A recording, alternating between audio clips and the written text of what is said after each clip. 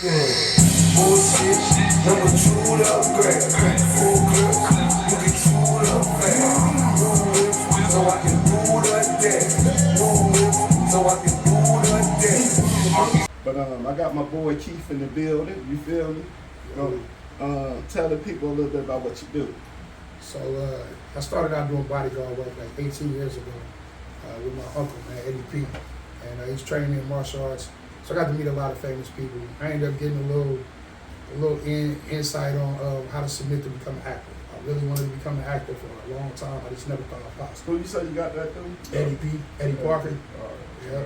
Yeah, he's been training me since I was 10 years old in martial arts. But he started a security company. I've been in head of security since I can remember.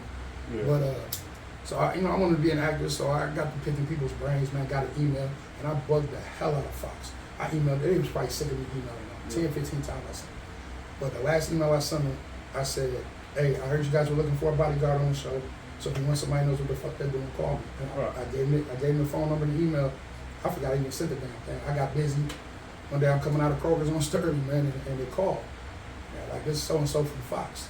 Yeah. I pulled a call. I stopped in the middle of the damn street. What was the side? I'm like, listen to what she says. And she's like, can you be here August 6th? I'm like, yeah. So I'm geeked up. Right. I didn't pay attention to shit she said, where to go, or none of this stuff. Luckily, they sent the email, you know. I've spoken on that before, but so I get up there. I think it's a one-time thing, man. I get up there, you know, real humble. I just watch what everybody doing. I don't speak to nobody else I'm spoke to, you know, just watching everything. But I was terrified when I stepped on that professional side. I never done no classes, nothing. Right. I just wanted to do it. I had a hunger for it. So, you know, I just sit back and watch things, man. Get in there, get to chopping it up with low-level people, man, start working my way up. They invited me back. And then it got to the point, after that second day coming back on the set, Right. I was sick to my stomach if they didn't invite me back. If I had to wait 2 or 3 days to go back, I was sick. Right. So I started jumping sets. Like when we get a lunch break or something, I'd go to the next studio doors over there, like Studio B, Studio A. So I go over there and they were filming Chicago PD. Right. And I just walked past the production manager and he was like, you got a great look. He was like, we can use you for something, come here. Pulled me in, started talking to him. They was doing what? Chicago PD. Whatever was that? It was up in Chicago. It was on okay. 16th and Western at Center Space Studios. Okay. So I didn't really know my way around. I'm just wandering. Bump into them. So they're like, hey, you got a good look, man. Come here, let me introduce you to the assistant director. So go over there, they get it okay. They're like, hey, we need you this day, this day. So then it got to the point where I'm doing back-to-back shows. I'm on 2 different shows each Wednesday. You know, it's like Empire, and I'm on Chicago PD, and I love it. How did you get on Empire? So I got on Empire because one of my guys got on there, and you know, we was doing security and stuff, and I said, man, let me get the email, bro. Like, I want to do this. He knew I was hungry for it, so he gave it to me. So I just kept emailing. I sent him pictures. I figured out the format, how you submit things. Yeah. You know, like agents and stuff, they submit like a press kit, photos, all that. So I just made myself an email, copy and paste. I just name, age, all this stuff, send it to them. I just kept sending it. They just kept seeing it come through. Finally, they was like, okay, call this dude. He's obviously going to show up. Because I didn't know this, but I hired a lot of people, like background actors. That's why I started out as background. Right. But it kind of featured because I already stepped out as the bodyguard for the Lions family on Empire. Right. And I ain't gonna lie, I didn't watch Empire for the first 2 seasons. Right. But as soon as they called me, I sit there and binge watched every fucking episode. Right. So I knew what was going on. I love Terrence Howard, Taraji, and all that, man. Yeah. But it just became something like I was obsessed with it. I still am. Like I submit at least 15 auditions a day, or at least 15 of my emails. You know what I mean? To different shows. I don't care what it is. I never thought that shit really worked. I didn't either. I was always told I was too ugly to do TV. So I'm like, you know, I'm like, it's like, you can't do TV, man. But hey, they typecast me. I'm always the bad guy. I'm the mob boss, gang leader, serial killer, whatever. Right. White supremacist. They had me that when I did Shameless. Right. I want to say I seen that, man. It was season 9, episode 4. So I'm up there, and I think he was on the south side. They gave me a shirt. It's all black, and had white letters that said white man. Yeah. I'm bald head with a bunch of Aryans in the back of the van with Frank. Frank hired us as some goons or whatever to, they were doing like some kind of, what was it? It's some politician shit, man. They was doing some kind of voting thing, but they wanted to sway the vote their way. Right. So he's there to intimidate the voters and all that stuff. Right. It was pretty fun. And I got to do my first fight scene, my first stunt. Right. He smoked grenades. You know what I'm telling you? They had like the Antifa group that was white supremacists.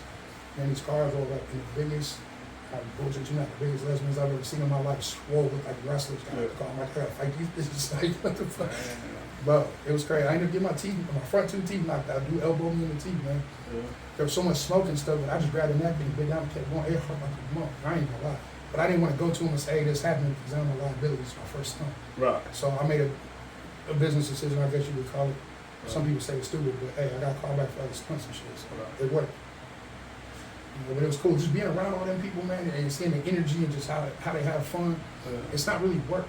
You know what I mean? Right. Because they give you direction on the set. You know what I'm saying? Like, you know, even when you got lines and stuff, yeah, you got to memorize it, but if you slip up and you forget, you know, you get stuck, they feed them to you.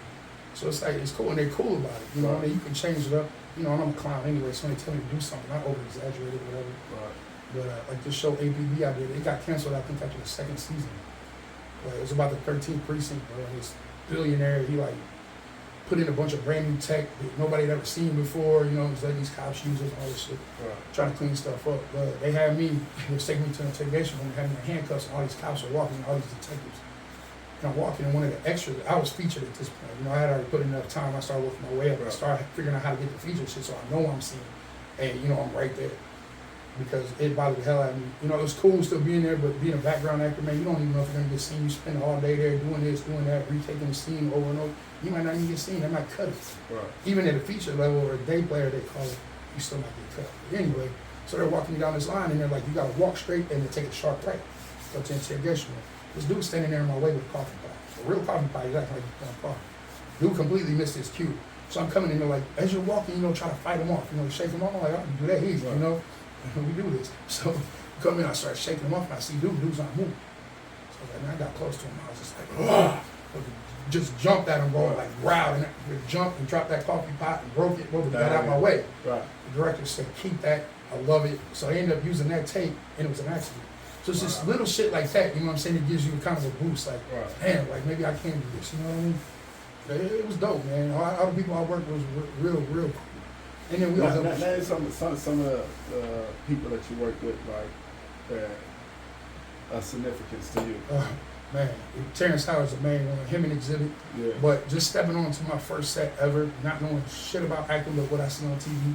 Like, I didn't even know the people didn't even really talk. When you see them scenes and people in the background talking up, they pantomime that, right? Everybody's quiet. It's so dead quiet, you can hear pins. Right. But you have to like act like you're having a conversation. So it's like no words though, you know what I mean? So it's kind of weird, you know what I'm saying, at first, but no, stepping on there and seeing Taraji, being that close to Vivica Fox, bro, like I grew up watching them, you know what I mean? Like, and then what really messed me up, so about 4 episodes in, we're in the 3rd season, this is when I started. I think I started on episode 6, I believe. They changed me up a little bit, they had me be a mover, so I was in Taraji's apartment moving some paintings and shit.